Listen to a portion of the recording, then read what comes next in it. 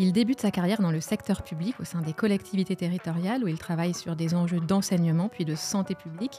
Il devient ensuite secrétaire général d'un groupe de retraite, prévoyance et mutuelle, puis rejoint Deloitte en 2006 où il prend la responsabilité des clients issus du secteur public et de l'économie sociale et solidaire, l'ESS.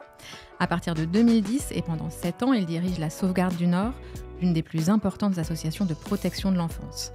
Parallèlement, il crée un fonds de dotation de mécénat d'entreprise, présidé par Louis Gallois, et fonde Move, le mouvement des entrepreneurs sociaux, qui deviendra Impact France en 2020. En 2007, il coordonne les travaux d'élaboration du volet économie sociale et solidaire du programme présidentiel d'Emmanuel Macron et se présente aux élections législatives dans la première circonscription du Nord. En septembre, il est nommé haut-commissaire à l'économie sociale et solidaire et à l'innovation sociale auprès de Nicolas Hulot, ministre de la Transition écologique. 3 ans plus tard, il est nommé inspecteur général des affaires sociales. En novembre 2022, il crée Mode d'emploi, dont il est président et dont il vient nous parler aujourd'hui. Mode d'emploi, c'est quoi ? C'est une plateforme qui met à la disposition de tous ceux qui souhaitent créer leur entreprise ou leur association des exemples concrets pour les inspirer. Véritable média numérique, cette boîte à outils permet à tous d'accéder à un entrepreneuriat à impact positif. J'ai la chance de recevoir pour ce podcast Demain vous appartient une personnalité vraiment engagée. Christophe Itier, bonjour. Bonjour. Alors Christophe, la première question que j'ai envie de te poser, c'est comment est né ton caractère engagé ? Est-ce que c'est quelque chose qui a toujours été en toi ? Alors, j'ai pas eu d'événement déclencheur particulier. Par contre, c'est vrai que ça a toujours... disons que la chose politique, au sens de vie de la cité, a toujours été quelque chose d'assez prégnant chez moi, puisque je me souviens quand j'étais premières années de collège, donc on est assez jeune. Voilà, j'enquiquinais un peu mes parents pour regarder Droit de réponse, qui était une émission animée à l'époque par... Alors, voilà, peut-être que les plus jeunes ne se souviendront pas, mais en tout cas, nous, on s'en souvient. Oui. Donc, je regardais, j'adorais regarder Droit de réponse, et tout particulièrement cette émission animée par Michel Polac, où tous les mois, il y avait la revue de presse, et donc c'était les grandes plumes de la presse française. Il y avait Serge July, Cavana, qui venait, Jean-François Kahn, qui venait, voilà... C'est à l'époque où on fumait encore beaucoup sur les plateaux. Ouais. Et donc, c'était à grands coups d'engueulade et de bouffées de cigarettes. Et donc, c'était des débats et ça m'a vraiment éveillé à la chose publique. Et puis après, voilà, j'ai eu quelques comme ça, initiatives. J'ai créé un journal assez politique dans mon collège. Donc, j'étais un peu le cauchemar de mon directeur de collège. Hein. J'ai aussi monté un convoi humanitaire pour soutenir les ouvriers grévistes de Gdansk du temps de Solidarność, donc au moment où il y a eu... voilà, c'était la fin, c'était le début de la fin, je dirais, du bloc de l'Est. Et donc, on avait monté un convoi humanitaire. Donc, tout ça, c'était plutôt au collège. Et puis après, pendant mal an, notamment dans mon engagement professionnel, je me suis rendu compte que après des études universitaires, j'avais besoin, en tout cas, d'aligner mon engagement professionnel avec une utilité sociale, sociétale, sans forcément bien la définir, mais je sentais bien que... Voilà, il fallait que je me sente un peu utile, contribuer à ma modeste place à faire avancer un peu les sujets. Donc voilà, j'ai travaillé à la fois, comme tu l'as énoncé, alors j'ai l'impression d'être assez âgé quand j'entends tout ça. Ça fait plein de choses. Et d'avoir travaillé à la fois sur des politiques éducatives, sur la santé publique, dans une région qui était particulièrement impactée et qui l'est toujours par des indicateurs de santé assez dégradés. Travailler sur la protection sociale, puis même chez Deloitte, quand j'ai fait une incursion dans le privé, ça a été forcément sur des enjeux de politique publique ou associative ou de l'ESS, et c'est là que ensuite j'ai rejoint Oui, parce que quand tu rejoins la Sauvegarde du Nord, du coup, ça c'est quand même un vrai cap. Ça, c'est un vrai virage, parce que alors, c'était déjà un petit peu latent, mais en fait, j'étais en mission d'audit et de conseil pour Deloitte, au sein de cette association. Puis au bout d'un moment, je pense que les administrateurs se sont dit ce garçon, il a l'air d'être très impliqué dans la mission. Puisqu'il a fait des recommandations, on va lui demander de les mettre en œuvre. Et puis en même temps, ça coûte un peu moins cher que de payer un cabinet. Donc on va l'embaucher. Et surtout que le directeur général de l'époque était sur une perspective de départ en retraite. Et donc je me suis retrouvé à la tête de cette belle association qui à l'époque était de compter 800 salariés. Et puis on a monté des tas de projets. Moi, j'ai beaucoup appris au contact des travailleurs sociaux, puisque là on côtoie vraiment les vraies problématiques dans toute leur complexité, de la protection de l'enfance, tu l'as dit, mais aussi du handicap, de l'insertion professionnelle, de la dictologie, bref, toutes ces problématiques qui sont au cœur de la cohésion sociale et de la solidarité. Donc j'ai beaucoup appris auprès d'eux et puis j'ai essayé de développer cette association, d'innover. On a créé ce fonds de dotation qui était un des premiers dédiés au médico-social pour faire venir des entreprises en disant il faut hybrider les modèles. Donc c'était déjà quelque chose qui était très très fort dans mes intentions, c'est d'hybrider les modèles économiques entre une association médico-sociale plutôt subventionnée avec des entreprises qui on n'était pas de manière aussi mature que celle que tu peux recevoir sans doute aujourd'hui ou que tu accompagnes, mais déjà il y avait un certain nombre d'entreprises qui étaient dans des démarches de mécénat, de fondation. Et qui cherchaient des grands partenaires, des grands opérateurs pour arrimer leur politique. Et donc, c'est comme ça qu'on a créé ce fonds de dotation.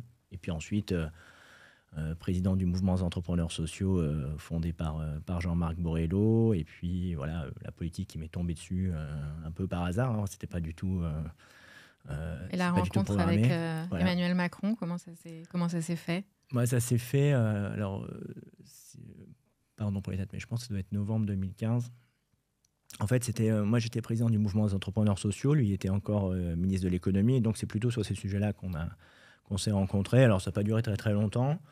Et puis, on s'est revus peut-être 3-4 mois après. Et moi, là, j'étais un peu surpris déjà de l'hypermnésie du personnage qui se souvenait de moi parfaitement de la rencontre et puis cette énergie qui était la sienne en 2000. Donc là, je te parle, c'était début 2016, donc vraiment tout au début. Et puis après, comme moi, je pense que j'avais été un peu repéré par ses collaborateurs à l'époque, puisque j'avais fondé aussi un mouvement citoyen, puisque ma région avait failli basculer au Front National en fin 2015. On avait, avec la société civile, c'était toute l'époque de l'émergence de ce qu'on appelait la Civic Tech. On avait créé un mouvement qui avait très bien marché et on avait vraiment beaucoup mobilisé, même au-delà un peu de nos espérances et de nos moyens pour assurer la suite. Mais je pense que ça, on avait été repérés sur cet aspect-là et je pense que les équipes d'Emmanuel Macron s'étaient dit ce gars-là dans le Nord, il va peut-être pouvoir être utile à la cause. Et puis j'étais embarqué petit à petit dans cette aventure. C'était cette campagne présidentielle qui était complètement dingue. C'était un vrai feuilleton. Vu de l'intérieur, en plus, c'était encore plus incroyable sur le plan humain. On fait des rencontres exceptionnelles. Et puis, ce qui a été prédit comme non possible, non réalisable, non envisageable, irraisonnable, s'est produit. Alors, par des effets aussi de circonstances, mais aussi parce que je pense que c'était le moment. Et on s'est retrouvés, en tout cas moi pour ma part, je me suis retrouvé au commissaire à l'ESS, donc sur les sujets qui étaient les miens, parce que c'est ça que je voulais faire. C'est mon fil rouge d'engagement désormais et je veux le servir à la fois dans la société civile comme je le fais aujourd'hui, dans la politique comme je l'ai fait hier, mais c'est vraiment ça qui est mon cheval de bataille. Donc on va parler de mode d'emploi qui s'inscrit dans ce parcours. Est-ce que tu peux nous dire comment t'es venue l'idée de créer Mode Emploi? Alors l'idée n'est pas de moi, il faut rendre à César ce qui est à César. En fait, je sortais donc du gouvernement à l'été 2020 et j'ai eu un coup de fil d'Elisabeth Pothès et de Philippe Bertrand. Donc Elisabeth Pothès qui est une des coproductrices d'une émission sur France Télé qui s'appelait Les Maternelles et Philippe Bertrand qui est un peu le pionnier des journalistes des solutions puisqu'il a animé pendant 15 ans un carnet de campagne sur France Inter. Et donc, j'ai été appelé par Philippe puis par Elisabeth, puisque Philippe, je l'avais rencontré dans mes précédentes fonctions, et qui m'ont dit, Donc, eux avaient déjà l'idée.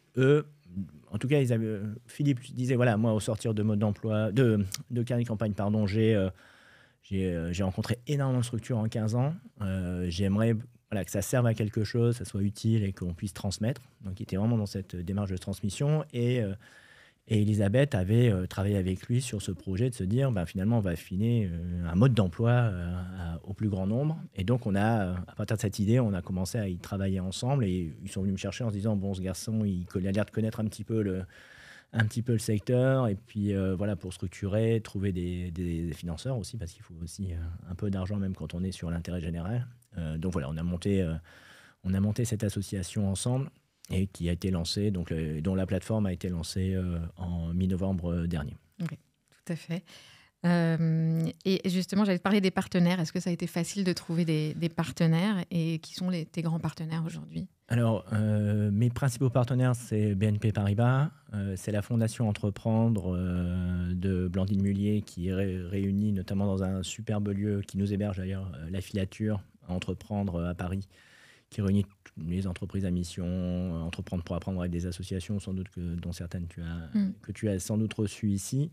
Donc la Fondation Entreprendre qui soutient toutes les démarches qui visent à favoriser l'entrepreneuriat, BNP, j'ai dit, Malakoff Humanis, la Caisse des dépôts aussi qui nous a aidés au départ, nous a donné la Banque des territoires nous a aidés puisqu'il y a une démarche territoriale dont on parlera sans doute tout à l'heure. Et puis j'ai la Fondation Accenture, Engie, bref, c'est essentiellement des partenaires privés à 90%. Et ça a été relativement facile parce que quand l'idée est bonne, en fait, voilà, il faut savoir évidemment la vendre, mais quand l'idée est bonne et qu'elle répond à un besoin, en général, on trouve des partenaires, surtout que le budget de l'association n'est pas très très élevé, donc c'était de l'ordre du raisonnable. D'accord.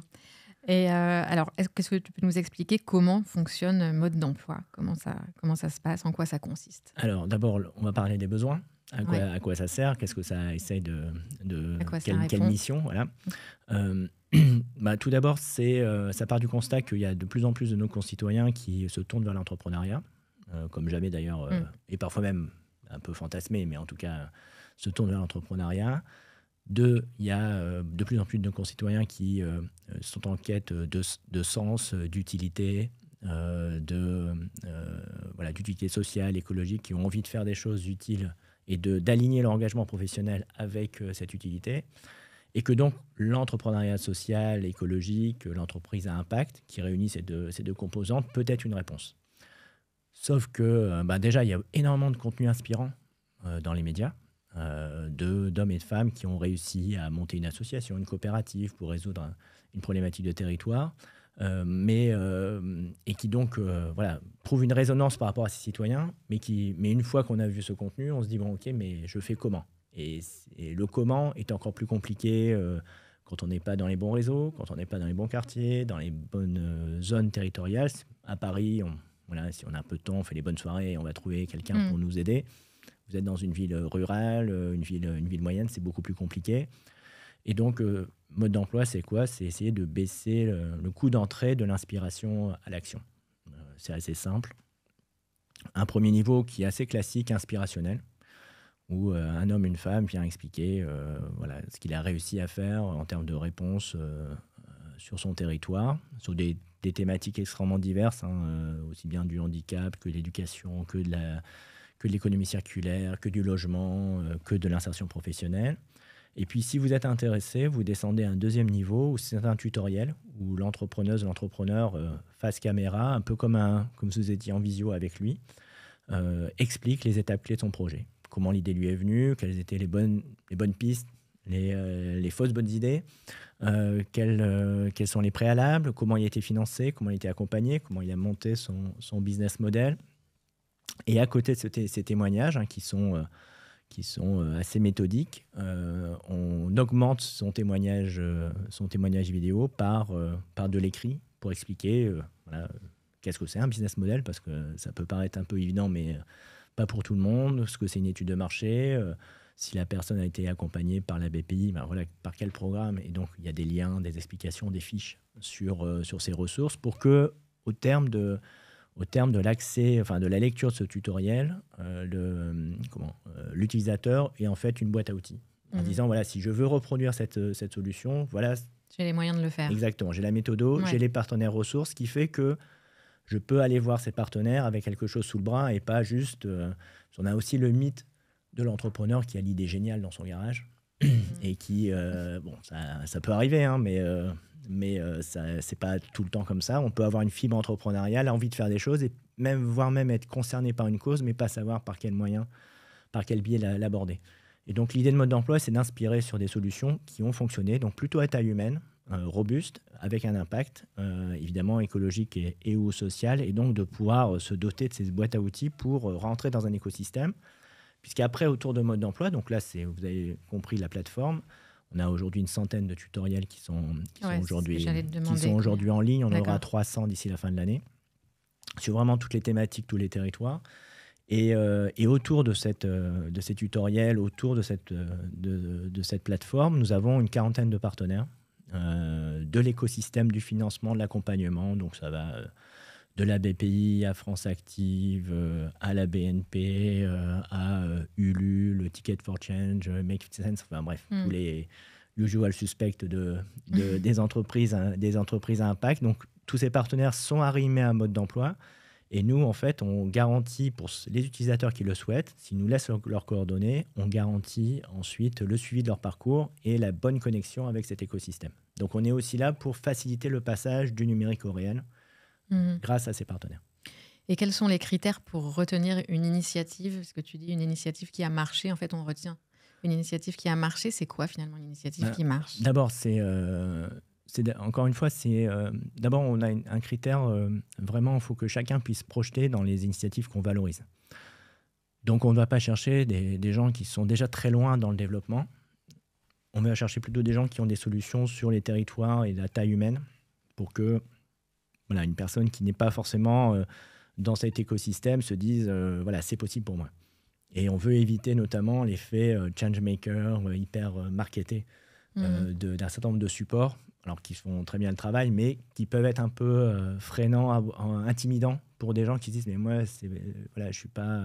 C'est trop pour moi peut-être. C'est pas moi, c'est trop pointu, c'est trop. Ouais. En plus, les gens qui parlent de ça sont souvent formés à faire des pitchs. Donc là, on prend vraiment les gens extrêmement bruts. D'ailleurs, c'est pour ça qu'on a fait le choix de faire des webcams.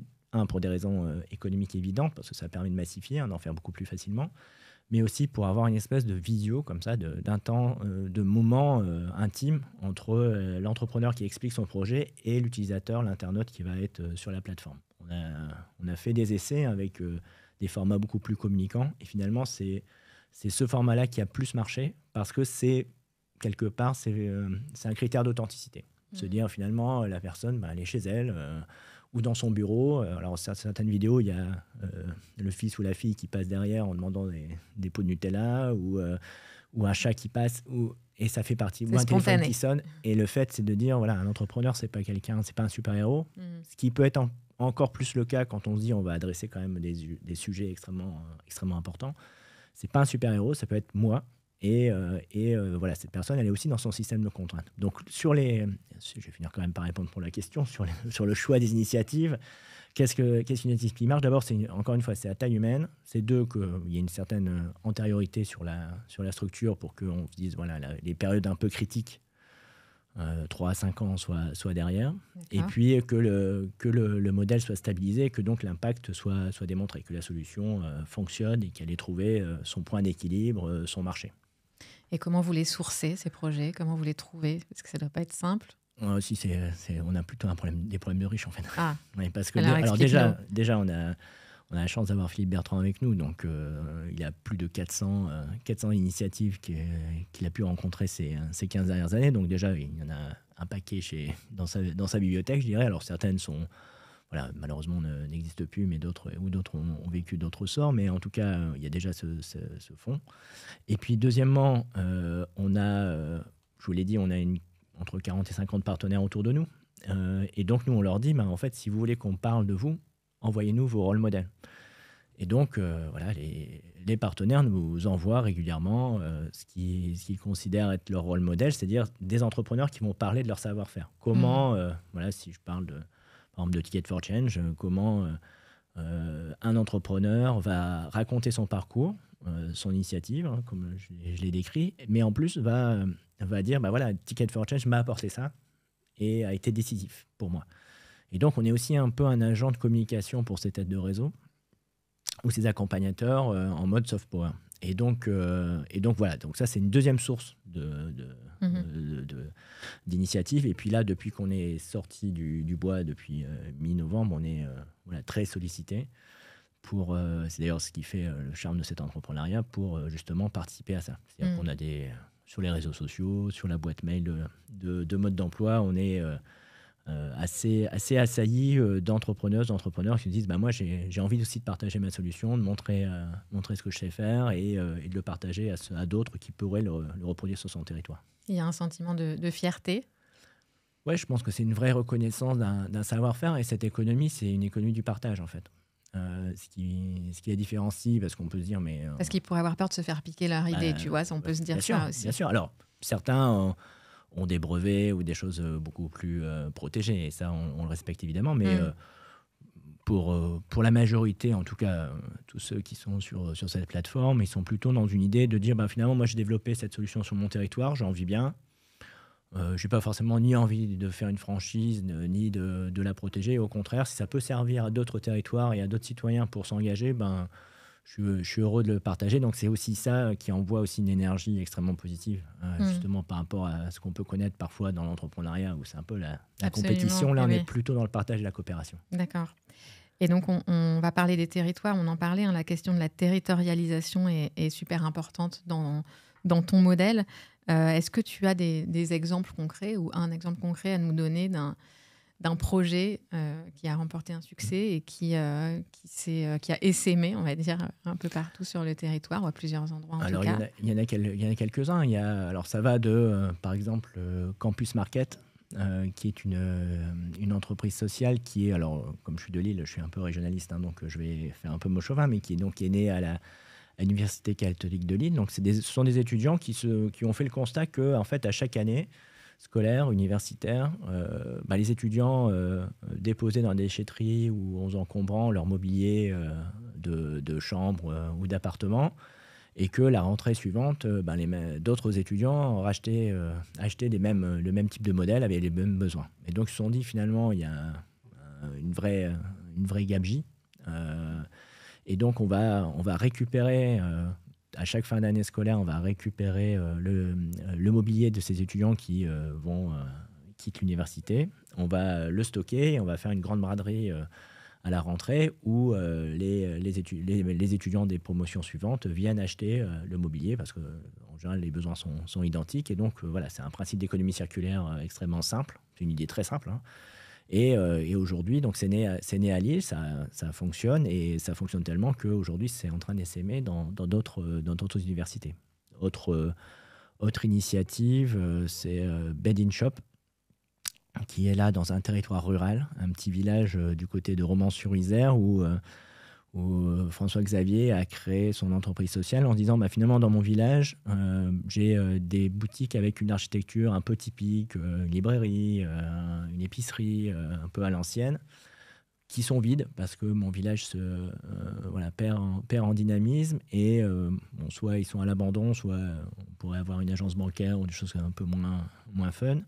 Et il se dit, finalement, je vais regarder un petit peu s'il n'y a pas moyen d'en faire quelque chose. Et donc, a créé Bed in Shop. C'est un principe assez simple. Il a conservé l'architecture du lieu, donc avec le charme de ce lieu typique. Et il en a fait un Airbnb, en fait, une chambre d'hébergement d'hôtel que vous pouvez louer. Donc, plutôt que de faire un week-end original dans une yourte ou une roulotte ou que sais-je, vous pouvez vous loger dans ce petit village, dans une librairie ou une épicerie. Et il a fait ça avec une association d'insertion et de protection de l'enfance, justement pour construire le mobilier. Donc vous avez évidemment tout le confort, je rassure tout le monde, mais en conservant le côté typique de ce lieu. Et donc il expose dans Mode d'emploi comment quels sont les préalables, parce que pour que ça marche, il faut un certain nombre de préalables, et comment, lui, typiquement par rapport à ce que j'évoquais tout à l'heure, il dit, moi, je le fais pour moi, sur mon territoire, ça marche.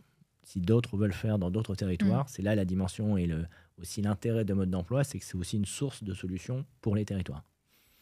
Oui, parce que du coup, on est d'accord que ça contribue à lever les freins à la création d'une entreprise à impact, parce que j'imagine qu'il y a quand même des freins au-delà de l'inspiration et sans doute de trouver l'idée.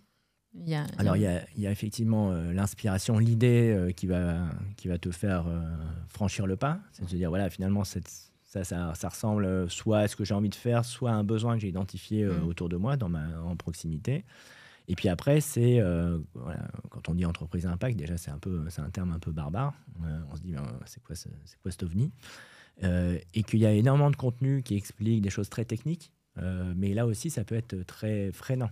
En fait, il y a plusieurs freins. Il y a les freins traditionnels de l'entrepreneuriat, c'est-à-dire des freins économiques, sociaux, de genre, sur les levées de fonds notamment, par exemple, culturels, psychologiques.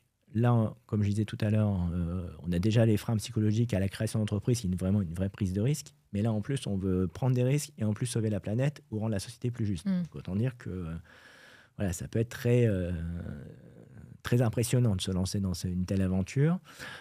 Et puis après, l'écosystème du financement, de l'accompagnement de ce type d'entreprise est moins présent et moins visible, moins présent dans tout le territoire et moins visible, moins accessible. Vous voulez créer une entreprise, le réflexe c'est de dire tiens, je vais aller à la chambre de commerce ou j'ai un club d'entrepreneurs que je connais et ça va s'organiser, en tout cas un peu plus facilement. En revanche, vous voulez créer ce type de structure, c'est plus compliqué d'avoir accès. Il n'y a pas forcément il y a des acteurs qui sont présents sur les territoires, pas partout, il y a des zones blanches. Et puis par ailleurs, c'est moins visible. Et donc nous, l'idée, c'est aussi de rendre de la visibilité à cet écosystème pour que vous ayez encore une fois une idée déjà préconçue. Alors tant pis si vous allez sur le mode d'emploi, vous prenez cette initiative, vous dites c'est ça que je vais reproduire. Puis finalement, au fur et à mesure de votre parcours, vous allez produire autre chose. C'est pas grave. Ça vous a aidé à se lancer. L'idée, c'est d'avoir une clé et d'arriver face à un financeur, un accompagnateur moins démuni, en disant j'ai envie d'eux. C'est de dire j'ai vu cette solution, elle me paraît intéressante, ça me parle, comment je peux la reproduire sur mon territoire. Et donc, ça permet de rentrer dans cet écosystème, dans cette problématique de l'économie sociale et solidaire de manière beaucoup plus aisée et simple. Alors, une question prospective. Christophe, comment est-ce que tu vois Mode d'Emploi dans 5 ans? En fait, c'est quoi ton ambition pour cette association? Alors, en fait, pour nous, il y a deux mesures d'impact. Il y a la première, c'est la massification, c'est l'audience. Donc, nous, ce qu'on veut, c'est évidemment qu'il y ait le plus d'utilisateurs, de visiteurs de la plateforme.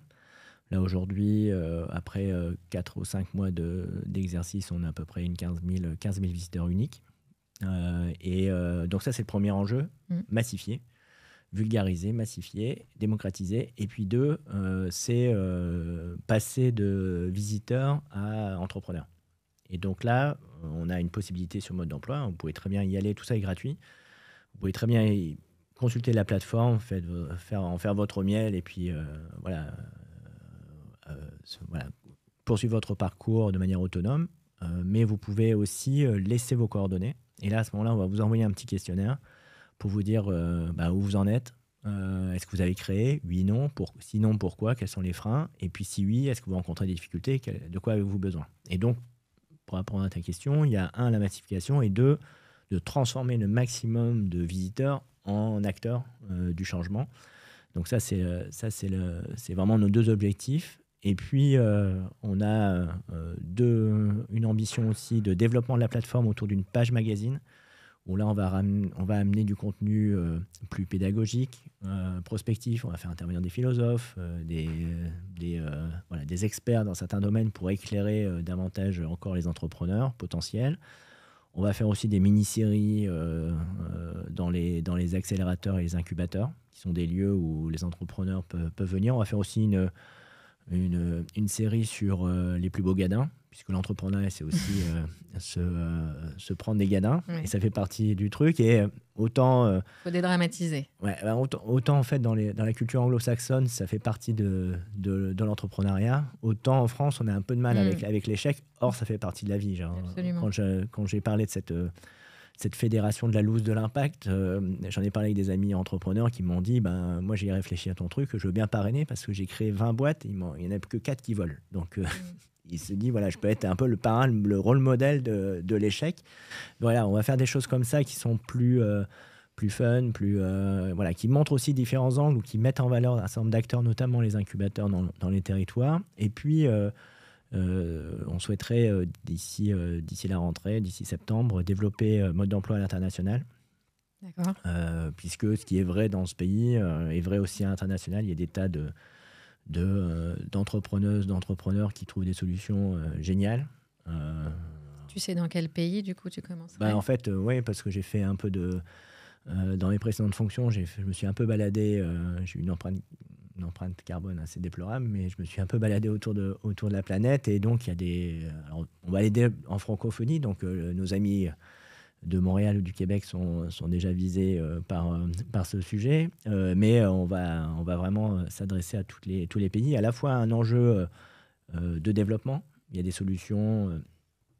Par exemple, je pense à une entrepreneuse qui gère une entreprise sociale à Nairobi, qui s'appelle Toolkit, et en fait qui se confronte à une problématique qui peut être vraie dans d'autres pays, c'est-à-dire une zone en forte croissance, de grands programmes industriels, d'infrastructures, des entreprises étrangères la plupart du temps qui font venir des expatriés à grands coûts, alors que, notamment au Kenya, il y a 1 500 000 jeunes Kenyans qui arrivent sur le marché du travail tous les ans. Et donc, c'est comment on anticipe ces marchés, les besoins de main-d'œuvre, et comment on met en place des formations pour que ça soit plutôt des jeunes Kenyans qui travaillent dans ces grands projets pour demain créer la richesse dans ce pays. Voilà, ça, c'est un exemple d'initiative qui peut être reproduite par ailleurs. Et puis, je peux donner un autre exemple au Québec, à Montréal, je crois. Non, c'était à Montréal.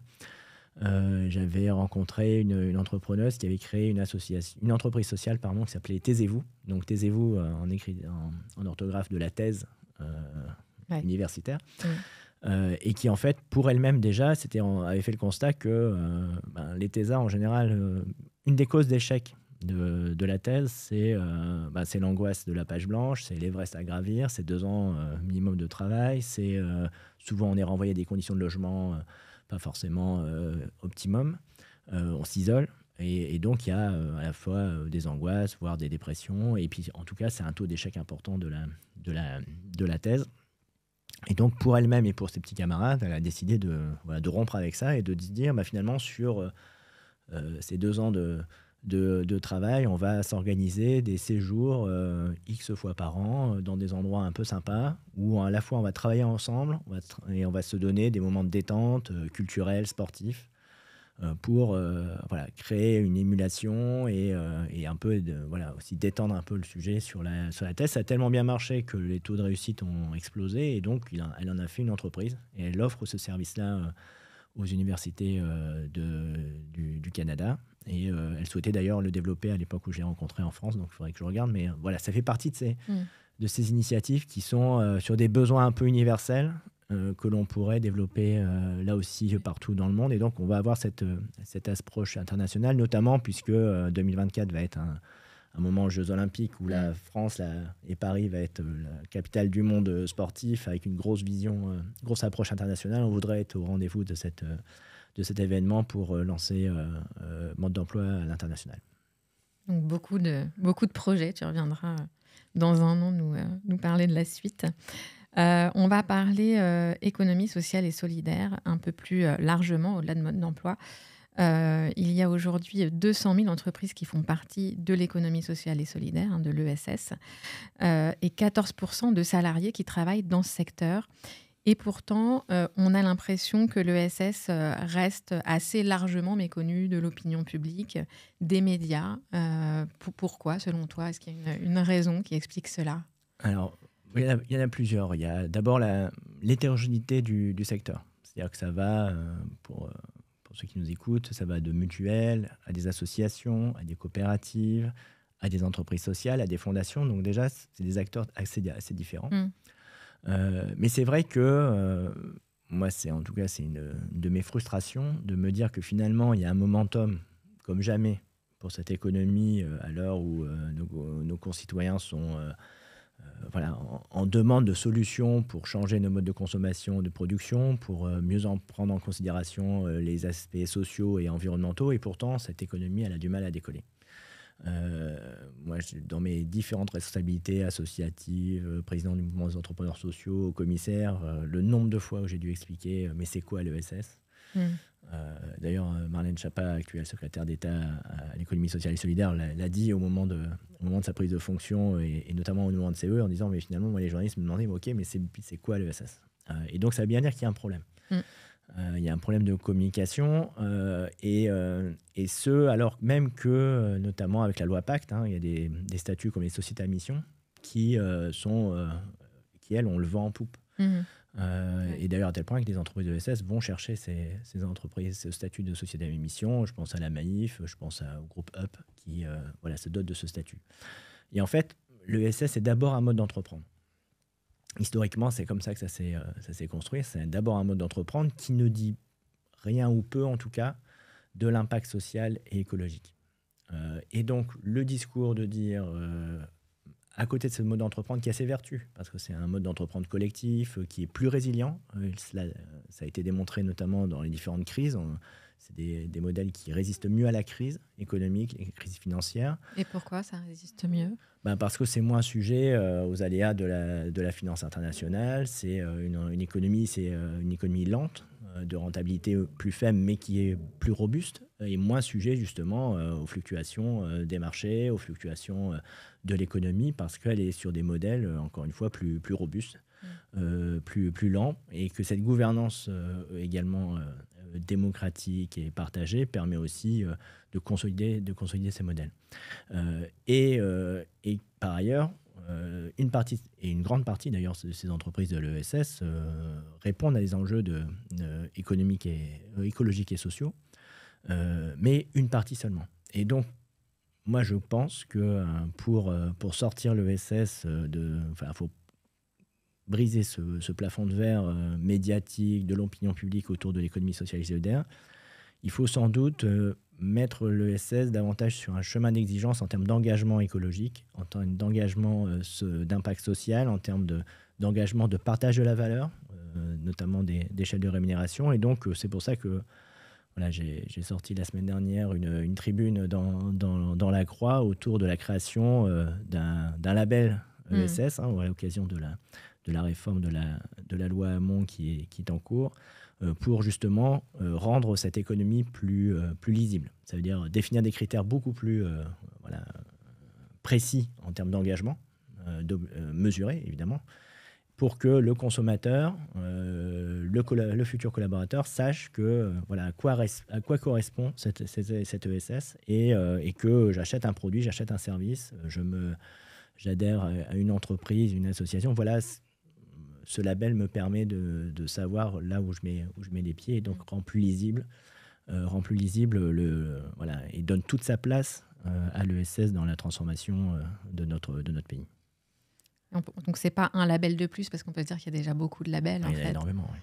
Il y en a énormément, mais à un moment, alors ça peut être un label, ça peut être autre chose, mais en tout cas, il faut absolument, à mon sens, que au-delà des principes de définition de l'ESS qui existent aujourd'hui dans la loi de 2014, on objective celle de ces entreprises, celles qui choisissent de ne pas le faire, c'est un autre sujet, mais en tout cas les entreprises qui s'engagent sur l'impact social, l'impact écologique, sur le partage de la valeur, sur la démocratie participative, la gouvernance participative des entreprises. Qu'on ait des critères qui mettent l'ESS sur un chemin d'exigence et du coup la rendent beaucoup plus lisible ouais. pour le citoyen. Aujourd'hui, font partie de l'ESS un certain nombre de coopératives agricoles parce qu'elles ont le statut de coopérative, elles font partie de l'ESS. Et on sait très bien, on pourrait citer des exemples de groupes coopératifs agroalimentaires qui sont ni sociaux ni écologiques.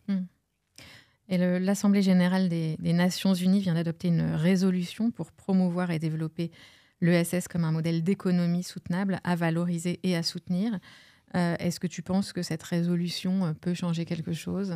Alors, je l'espère, parce qu'on est des générations de militants de l'ESS à avoir œuvré aussi bien dans la société civile qu'au niveau des gouvernements pour qu'enfin cette résolution soit devienne non plus un rêve mais une réalité. Donc c'est un long travail de conviction pour faire en sorte effectivement que cette résolution aboutisse. Et la France notamment a été particulièrement décisif avec l'Espagne au niveau européen pour que cela aboutisse. Et alors ce que ça change, c'est que d'une part, ça place l'économie sociale et solidaire dans le concert des nations et comme un outil de développement, de résilience et de développement économique des pays. Et puis derrière, ça veut dire qu'à partir de cette reconnaissance, on va pouvoir travailler à des politiques internationales de financement, de développement de cette économie. Parce qu'en fait, c'est une déclaration, c'est bien. Oui, c'est pour ça que je te pose la question de l'utilité, parce qu'on peut se dire, c'est une déclaration et ça ne va pas servir à grand-chose concrètement. Mais pour avoir le reste, il faut que, voilà, pour avoir des financements, pour avoir de l'accompagnement, pour qu'on puisse négocier des fonds de développement de l'économie sociale et solidaire un peu partout dans le monde, il faut absolument, c'était l'étage. C'est le préalable, quoi. Voilà, sans ça, le reste est beaucoup plus compliqué. Là, désormais, l'ONU reconnaissant cette économie, on va pouvoir travailler à des politiques de développement. Ouais, donc c'est un vrai pas. Tout à fait. Dernière question avant de passer à la séquence numéro 2, une question sur l'actualité du mouvement Impact France. On en parle beaucoup en ce moment. Ce mouvement sera dirigé fin mai par le tandem formé par Pascal Demurger, le directeur général de la Maïf, et Julia Faure, qui est cofondatrice de Loom. Leur objectif, c'est de réunir le plus grand nombre d'entreprises déterminées à changer le système plutôt qu'une minorité d'acteurs exemplaires. Et donc, pas uniquement les entreprises de l'ESS. Toi, tu as exprimé ton désaccord avec cette vision des choses. Est-ce que tu peux nous expliquer ta position ? Alors, en fait, la position, elle est assez simple. Pour l'objectif qui est tout à fait noble de changer l'économie, voire changer la société, donc de faire en sorte que notre économie elle soit plus durable, qu'elle intègre des impacts environnementaux et sociaux de manière dans son ADN. Ça, cet objectif, je le partage complètement. Par contre, sur la méthode, je pense qu'à vouloir, comme on dit, qui embrasse trop mal les trains, et là, c'est typiquement le sujet. C'est-à-dire que par rapport à cette ambition, il y a à la fois des entreprises de l'ESS ou des entreprises sociales dont l'objet est de répondre à des problématiques sociales et environnementales, qui sont donc ces entreprises à impact, et qui sont sur un modèle bien particulier. Et puis, il y a des entreprises qui sont des sociétés à mission ou des entreprises classiques, comme tu dois en rencontrer énormément, et on en rencontre énormément, qui ont bien conscience qu'il va falloir bouger le modèle et qui ont besoin de faire pivoter ce modèle, de limiter leurs externalités, leur empreinte écologique ou sociale négative, et puis de faire bouger leur modèle. Et donc, tout ça contribue au même objectif global. Par contre, on ne parle pas de la même chose et on ne part pas du même endroit. Et le plaidoyer des uns n'est pas égal au plaidoyer des autres. Je vais prendre une image d'actualité pour être beaucoup plus simple. On parle beaucoup de l'intersyndical en ce moment par rapport à...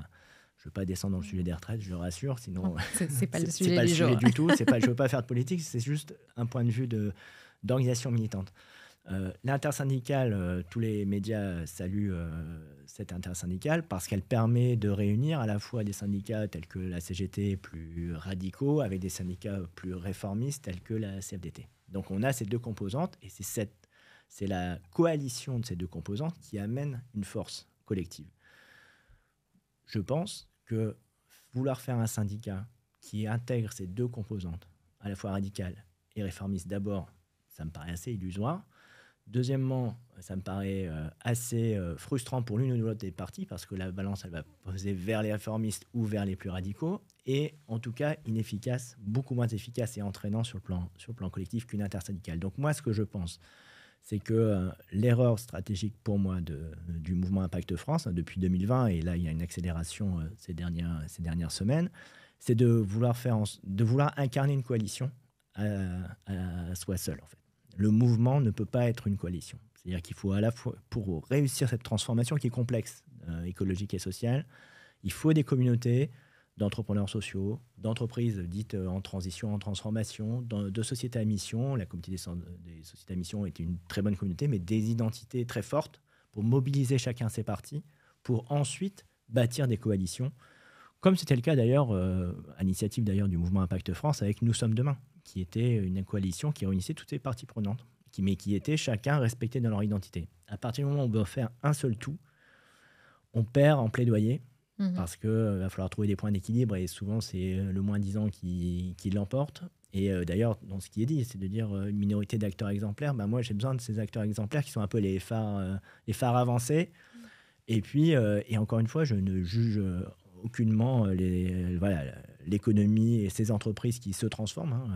D'ailleurs, dans mes fonctions passées, j'ai moi-même essayé de pousser des coalitions pour embarquer le maximum d'acteurs. Par contre, il faut que chacune de ces composantes soit bien structurée, leur identité respectée, leur plaidoyer puissant, pour faire en sorte qu'ensuite, en coalition, on fasse avancer le sujet. Donc c'est vraiment un désaccord que, d'ailleurs, je vais exprimer au président actuel, au coprésident actuel du mouvement Impact France et comme au candidat actuel sur le fait que, pour moi, c'est une erreur stratégique, en fait. Parce que ça va amener à la dilution des uns, notamment les entrepreneurs sociaux qui sont les plus en avant vont se retrouver d'ailleurs en difficulté. Ce n'est pas un hasard si la Croix-Rouge, la Belle Emmaüs, l'APF, la Fédération des entreprises d'insertion sont désormais sortis du conseil d'administration.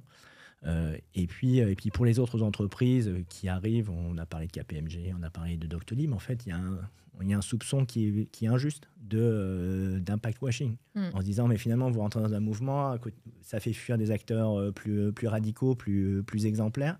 Ça veut dire que vous n'êtes pas exemplaire, c'est ça que ça veut dire? Donc, on voit bien qu'il y a un problème et que personne n'a y gagné, en fait. Ouais. Bon, ben, on a bien compris, du coup, ta position. On va passer à la séquence numéro 2 qui s'appelle du tac au tac. Tu dois choisir entre deux choses et il est interdit de répondre les deux. Et je précise qu'il n'y a pas de mauvaise réponse.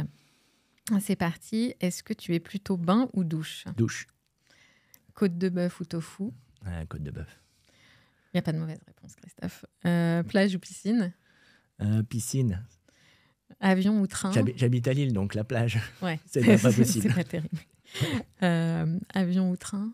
Tu nous as dit que tu avais fait le tour du monde. Ouais, mais en fait, j'aime le train, évidemment, pour des questions d'empreinte carbone, et puis parce que c'est facile, c'est reposant. Mais j'ai aussi une vision un peu romantique des aéroports et de l'avion mais là c'est plus pour le plaisir et pour l'évasion et ce que ça représente. Moi je trouve qu'un aéroport c'est un endroit génial.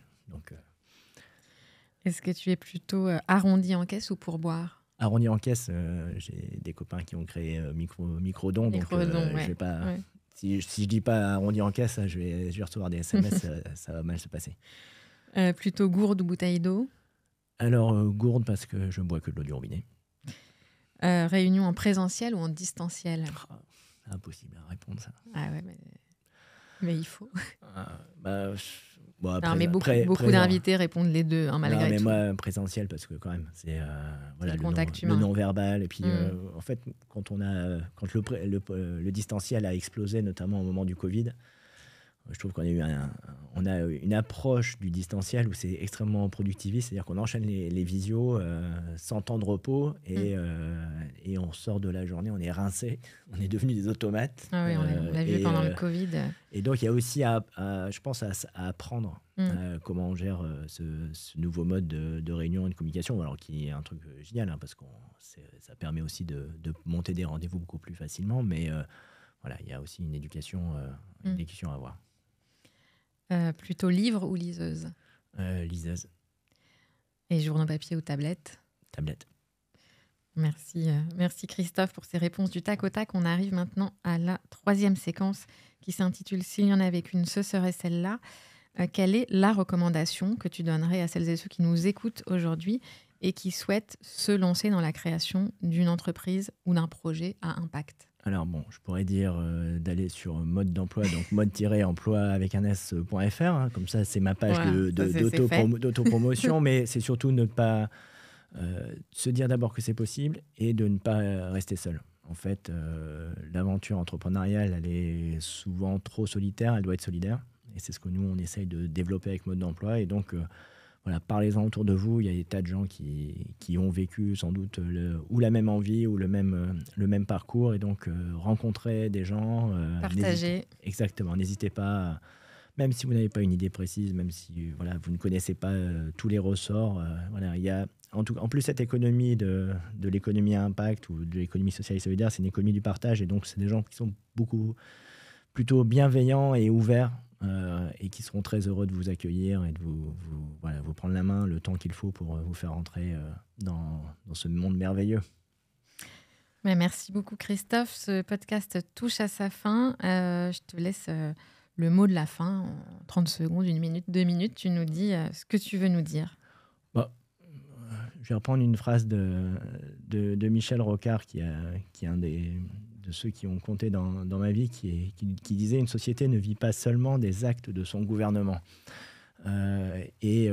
Particulièrement dans cette actualité où voilà, il y a une tension politique et on est dans une société très conflictualisée par rapport aux grands enjeux qui sont les nôtres, hein, de transformation écologique et sociale de notre pays. Eh bien, il y a une partie des réponses qui effectivement est dans les mains des gouvernements, mais il y a aussi une partie des réponses qui est en nos mains, à tous. Notre capacité de prendre l'initiative, hein, c'est pas forcément des énormes projets, mais en tout cas, on a la capacité d'agir et d'utilement servir cette cause. Et donc, voilà, pensez que vous aussi, vous êtes une partie de la solution et qu'il y a les moyens pour qu'on puisse ensemble bâtir un monde, une société plus juste et une planète mieux préservée. Un grand merci Christophe d'avoir accepté l'invitation. Merci pour tes conseils et merci pour ta vision. La semaine prochaine, j'aurai le plaisir de recevoir une autre personnalité engagée, Thibault Lamarque, fondateur et président de Castali. Merci à tous, bonne journée. Merci.